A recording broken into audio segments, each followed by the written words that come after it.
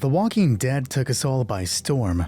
Millions watched Rick's televised journey. Spin-offs were created, board games were made, the governor got a book series. Then, how many people had their hearts broken by Lee and Clementine? Yeah, The Walking Dead was an entertainment juggernaut. But you don't stay popular forever. Zombies lose their appeal, plotlines drag on, and sometimes corporations just crumble. Yet, despite all that, The Walking Dead keeps going. This franchise lurches on, like one of its... I bet that analogy's been made 1,000 times. Look, the point is, Walker Fever is long gone. So why did they just make a Walking Dead RPG? Welcome, traveler. I'm Nick, and today we'll be looking at The Walking Dead Universe Role-Playing Core Rules. Before we begin, shout out to the homie Rain for bringing this to my attention. Thanks for the recommendation, it's been a good read. Walking Dead runs off of the Year Zero engine. This is my first experience with Year Zero, but it powers Vassin, Forbidden Lands, Symbaroum, Tales from the Loop, and the Alien RPG. There are other games, but those are just the ones I've heard of. This engine seems simple enough. It's built entirely around D6s. Characters have skills, which are tied to attributes. Skill levels range between 0 and 5, while attributes range between 1 and 5. Each level gives 1d6 to your skill test. Say Andrea wanted to chop a zombie with her axe. She would use the skill Close Combat, which is tied to strength. Her close combat is a 3, and her strength is a 2. Adding those together would give her 5d6 for the skill test. In order to pass a test, at least one of your dice needs to land on 6. Each rolled 6 is called a success. In most cases, you just need one success to win. Harder tests might immediately remove a rolled 6, or require more than one success to pass. It really depends on the situation. Opposed tests are decided by whoever rolls more successes. We don't have to do this. Nobody fucks with my people. Fight! The Walking Dead borrows a mechanic called stress from the Alien RPG. Quite frankly, stress is a great mechanic and a wonderful addition to the game. Particularly stressful events cause your character to take on stress points, which get added to your rolls in the form of stress dice. These dice function like normal dice in that rolling a 6 counts as a success. This represents characters rising to the challenge, letting stress motivate them to overcome whatever deadly situation they're in. But stress isn't always good. Rolling 1 on a stress die, awkwardly referred to as rolling a walker, causes you to mess up. You still succeed if you mess up, but something bad happens. Ones aren't cumulative though. Rolling 3 walkers causes the same amount of trouble as only rolling 1. Now is a good time to tell you that you can get the starter set, which includes custom stress dice. It can be yours for only $39.99. What actually happens when you mess up though? Well, you can increase the amount of walkers in the area, commit the terrible crime of upsetting someone, run out of bullets, or get attacked by a fucking ninja walker. Yeah, they did it. There's a mechanic for the one thing we all joked about this game having. 10 out of 10, go buy it now. You're still here. Oh. Well, I guess we can talk about characters. Characters in The Walking Dead are defined by 7 things: archetypes, attributes, skills, talents, issue, drive, and anchors. We'll go over each of them starting with archetype. Your archetype is nothing more than a starting point. It's your past life, your occupation before the world ended. Almost every part of character creation sprouts from this choice. But archetypes stop being important once gameplay actually starts. I mean, did it matter that Glenn was a pizza boy after society fell? No. What he became was more important. There are 12 archetypes. I won't name them all, but here are the ones you expect a Walking Dead RPG to have. The Law Enforcer, the Kid, the Homemaker, and the Nobody. Let's build a character around the Nobody. We'll begin with attributes. The Walking Dead's 4 attributes are Strength, Agility, Wits, and Empathy. Quoting directly from the book, Strength is a measure of how tough you are. It is the ability to take and deliver a beating. It determines things like how long you can go without food or rest and how easily you can pry open a blocked door. Agility is a measure of your coordination and motor skills. It is used, for example, when you sneak away from something dangerous, when you try to balance on an icy rooftop, and when you shoot a gun. Wits is your intellectual capacity, which you use to solve problems. It also reflects your prior education and your general level of world wariness. Empathy represents your ability to understand other people and to persuade, charm, or trick them. These attributes aren't too unusual. They're pretty much a streamlined version of standard characteristics. Notice that something like Constitution is folded into Strength, Intelligence merged with Wisdom to become Wits. We don't have anything representing a character's physical appearance, which Call of Cthulhu felt the need to include. Either way, we have all we need to work with. Remember that attributes can range from between 1 and 5. You won't be hitting those extremes during character creation though. There are some rules. First, you get to assign 13 points to your character's attributes. None can start lower than 2, and most can't go higher than 4. The only attribute that could start at 5 is your archetype's key attribute. For the Nobody, that would be Agility. Let's move on to skills. Skills are pretty self-explanatory. Every game has them, and every game ties them into attributes. The Walking Dead is no different. That's not a bad thing though. All good first-person shooters have the same control scheme for a reason. But we have 12 skills here. I'll cover them briefly. Skills tied to strength are Close Combat, Endure, and Force. Close Combat deals with melee fighting, both armed and unarmed. Endure covers handling prolonged stress, mental or physical. And Force tests against anything needing brute strength. Agility skills are Mobility, Ranged Combat, and Stealth. Mobility covers running, climbing, driving, and jumping. Ranged Combat deals with shooting, and Stealth governs sneaking, hiding, picking locks, sleight of hand stuff, and tailing someone. The skills ruled by Wits include Scout, Survival, and Tech. Scout deals with map movement. We haven't talked about maps yet, but they're a major part of this game. We'll go over them another time.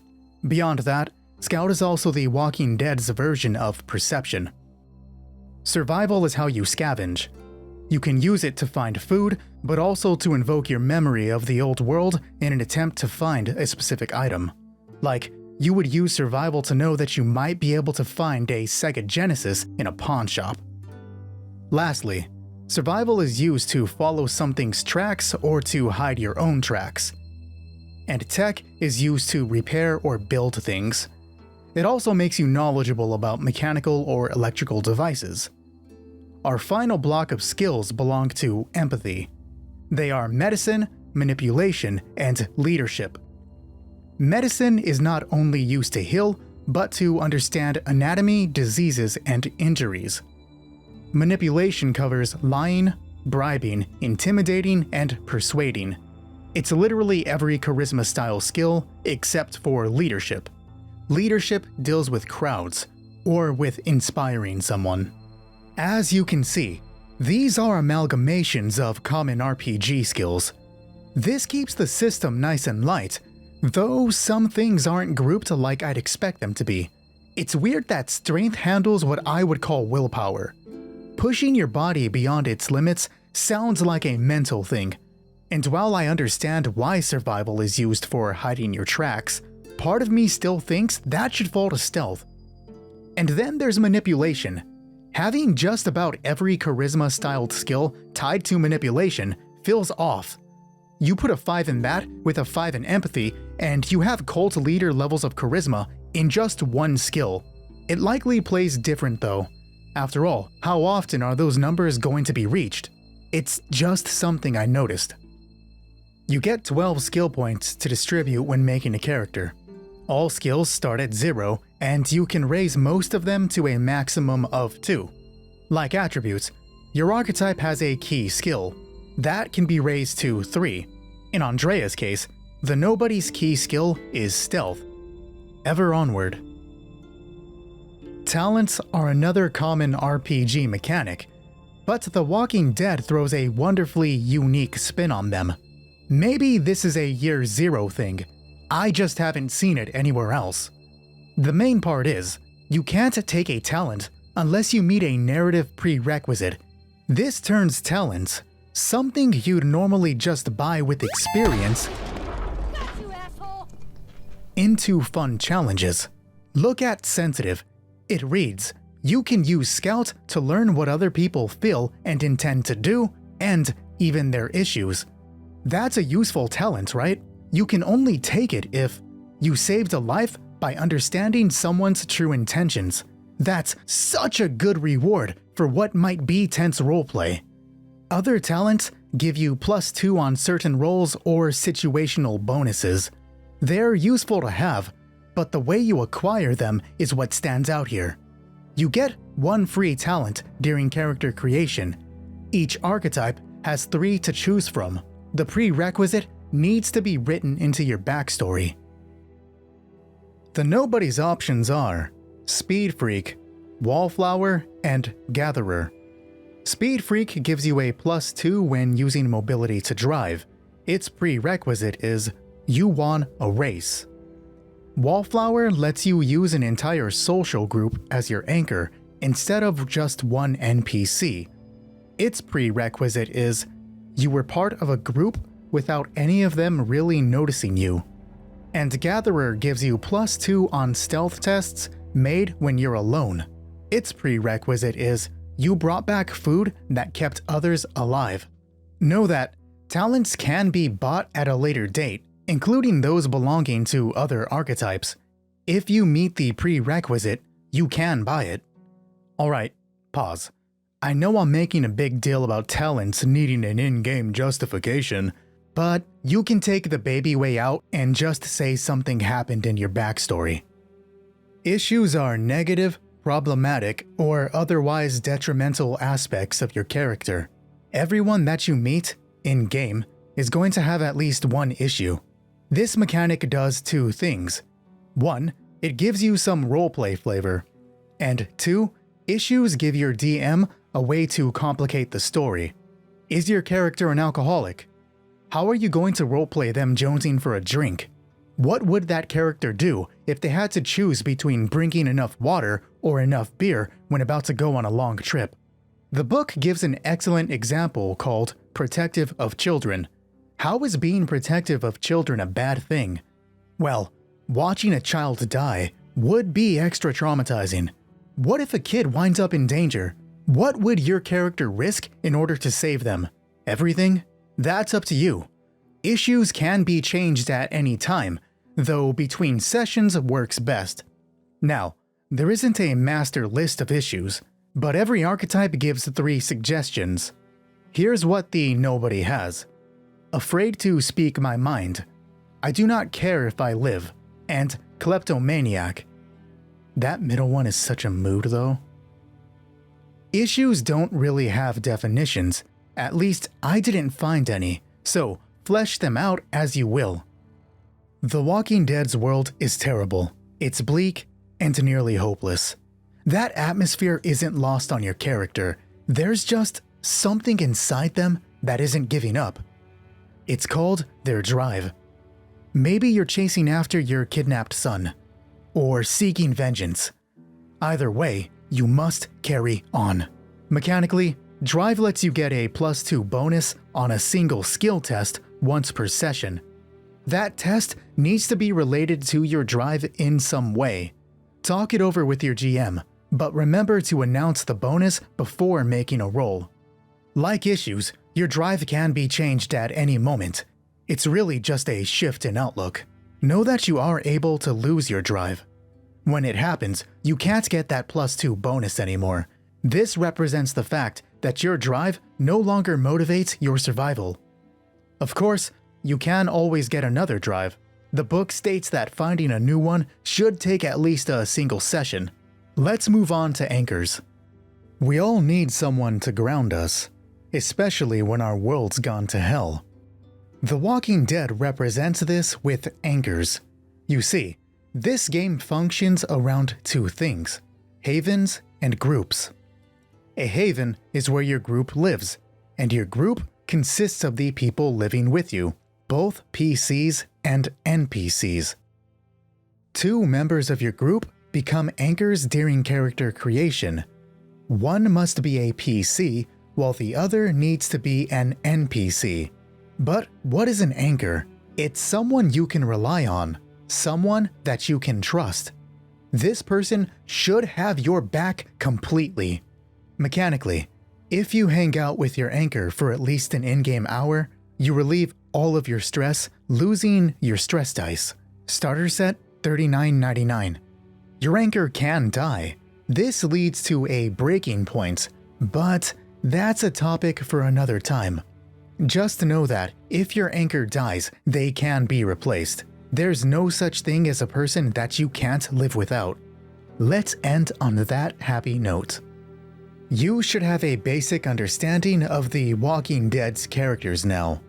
This is one of the more simple games that I've covered, but remember that simple doesn't mean bad. So far, I really like the stress and talent mechanics. Both are great ideas, and I can't wait to see how they handle. If you have any questions, or want some clarifications, let me know. In the meantime, want to learn about another interesting game? Why not check out my breakdown of the Genesis Systems narrative dice? I'll meet you over there. Until then, I'll be in other worlds.